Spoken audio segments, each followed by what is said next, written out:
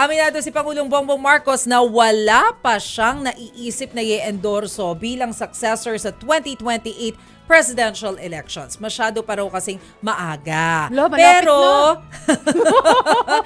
ayon sa Pangulo, dapat mapapagkatiwalaan at ipagpapatuloy ang kanyang programa kontra katiwalian. Yan. Tanging si Vice President Sara Duterte pa lamang ang nag-announce ng kanyang kandidatura sa 2028 presidential bid. O, unahin na natin yan, ha? Baka may iba pang sabihin si Maseto Col doon sa buong FOCAP event, ano? Pero unahin na natin yan kasi kanina ang diskusyon namin sa Storycon ng ating newsroom, ano? Yung tukol sa, parang laging tinatanong yan sa mga, papaalis na presidente. Kung sino yung kanilang i-endorso. No? Yes. Kasi may endorsing power. Pero yung endorsing power na yun, di ba, doesn't mean naman na panalo ka na kaagad. Totoo. Or baka pwede pa nga na, kiss of death pa nga tawag ng iba dyan eh. Posible, oo. Di ba? Na parang parang baka malasin ka pa pagka in-endorso ka ng hindi popular na papaalis na leader. Correct. Nangyari na yan. Nakita nyo na po Ilang yan. beses. Ng ilang beses. Ano po? Na talagang hindi nanalo. Hindi lang hindi nanalo, kundi talagang talong-talo. Oo. No, kahit na gano'n. Pero ang mainam kasi diyan, hindi lang naman yung endorsing power nung presidente aalis eh. Yun kasi hindi naman mapapakinggan ng tao yan kung hindi niya gusto yung presidente. Hindi Totoo. naman mapapakinggan yan. Pero di ba ang importante kasi diyan, kaya hinahabol pa rin ng mga kumakandidato yung endorsement power na yan. Hinahabol nila na ma-endorse sila. Kasi nakaupo pa rin hanggang sa magkaroon ng turnover yung Pangulong mag-endorse sa'yo. So, yung power ng administrasyon, nasa poder pa. Aminin natin. Aminin natin yun. Na kapag ka ikaw ay inendorso ng administrasyon, in a way, magagamit mo yung posisyon para makapaglibot ka. Makinarya. Makinarya, Exactly. machinery, di ba?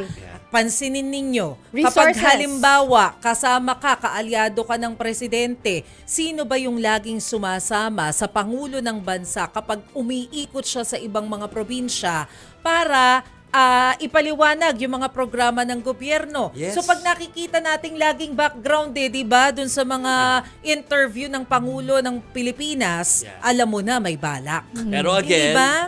aside from the machinery or makinarya at yung power ng administration na magbibigay sa'yo ng endorsement na yun, minsan nga case of death, tinatanong ng mga staff natin kung baka may example na tayo. Sige, simulan ko na. Si President Cory, di ba?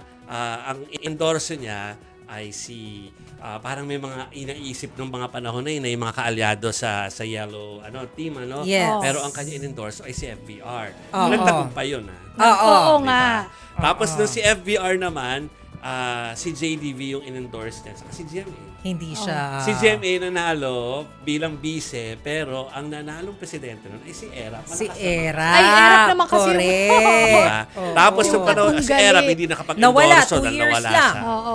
So si GMA yung matagal na sumunod, and Yeah. yung talagang Wali. si Gibo po yung kanyang Oo. endorse, pero Oo. medyo malayo po yung naging resulta. Si Edu at si Gibo yun. Oo. Although magaling si Secretary Gibbon. Oo, pero nung nung time na panahon yun, Nagpe-perform. Nagpe-perform siya noon. Correct. Pero the popularity hindi masyadong mataas. Yes. Oo. Tsaka syempre, nung time na yun, may mga nangyari sa history natin. Tapos, ang naging Pangulo ay si Pinoy na. Yes. And maski si Pinoy na hindi naman mababa at sad yung popularity nung before bumaba, Hindi pa rin rin naman nanalo. dinanalo yung manok niya. VP Lenny. Oo. At saka Ay, sino Mar. ba? Si Mar Mar pala. Rojas. Sorry. Tama. Mar Mar Rojas pala. Oo. Ito yung nakalaban, si FPRRD. Yes. Pero kasi, iba yung political strategy ni Nila. former President Duterte noon. Kasi, Oo. uy, Last aminin minute. natin, unique yung kanyang strategy Ang nung tawag nila first time doon, nangyari kasi. Striptease. Oo. Sabi nila striptease kasi Pakonti-konti. hindi, Urong hindi ako sulong. tatanggol. Oo. Tapos iba yung nag-file, tapos biglang may Yes. substitution. Oo. mga ganyan. First time Correct. nangyari yun na parang, pwede pala yun na hindi ka magpa-file dun sa October period Oo. na Oo. magpa-file ka dapat ng Certificate of Candidacy tapos nag-sub ka ng December. Yeah. 'Di ba? So first time nangyari. So dahil doon sa strategy na yun, napag-usapan.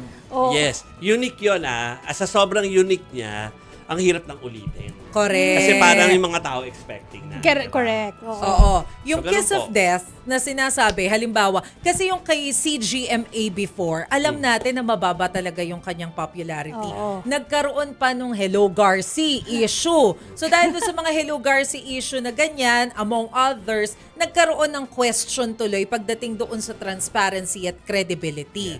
So parang sinasabi nila, naku baka kung sino man yung endorso, napakababa nga ng popularity ng administrasyon ng time na yun. She was also busy dahil tatakbo pa rin naman siya bilang congresswoman. Congresswoman. Naman ng time na yun. So, Yes. hindi niya masyadong nabigyan ng sobrang push yung kanyang minanok. Oo. Although natatandaan ko nung mga time na yon, kasama rin siya of course dun sa pag-endorso ng mga kandidato, pati yung kanyang mga senatorial candidates. Kasi di ba dun nagbo-boom si GMA? Yeah. Oh, boom, boom, boom, boom. Kanta yun ni Willie na William. Diba? Boom tara. Boom, tara. Yung time na yun. Zubiri! Oo. Di ba yun? Zubiri, Hindi, Zubiri. Yun yung team boom, song. Shucks, hindi ko Ano to? maalala. Campaign jingle kasi ni ano yun, ni Zubiri. Zubiri. Oh, yes. okay. Pero Ay, oo. halaw sa Correct, kanta nila correct. Willie that. Hindi Oo. pala si Willie. Sino? Si Bayani ang Bayani ba yung Boom Tarat Hindi ko talaga maalala. Pero ko alam alam ko kung yung sino, boom baka si Willie. tarat-tarat. Yeah. Boom tarat-tarat. Boom. So hindi alam ni GMA yun. Boom Yeah. sa lang boom. Sabi ko, Yeah. bakit boom?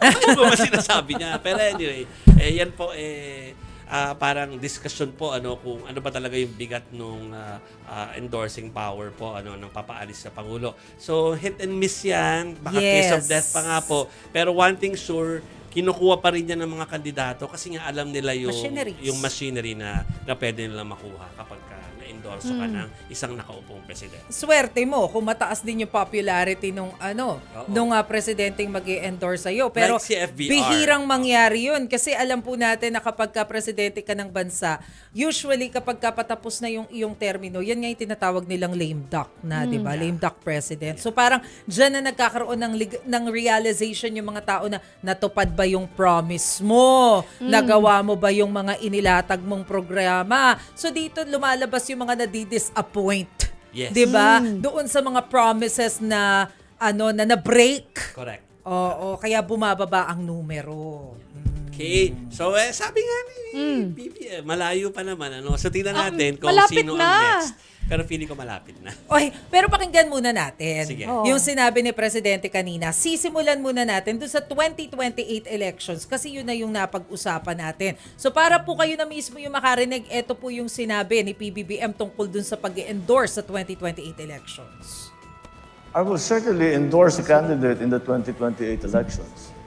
Who that is, I cannot tell you because even I don't know. So, maaga pa eh. It's a little early for that. And we don't know. We will certainly provide the best candidate.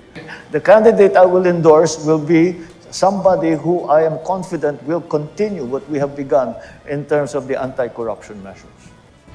O, di ba? Hello, Mara Cepeda. Siya si yung Mara nag-host nga yun. kay BBBM kanina. Oh, And of may isa course, pa, syempre po, nariyan pa rin yung tanong. Anyari doon sa iyong pinsan na si dating House Speaker Martin Romualdez? Kasi ibinida pa yan ni PBBM nung nakaraang SONA, di ba? Yeah. Although hindi direktang pinangalanan, alam nating lahat na siya yung tinutukoy. So kinamusta po? Ano nang nangyari doon sa sinabi niya sa SONA tungkol kay Speaker Romualdez? Ito po ang sagot ng Pangulo. I think you should be asking that question of the Ombudsman, not me. I am not privy to the investigation that is being conducted by the Ombudsman. I am not privy to any kind of schedule.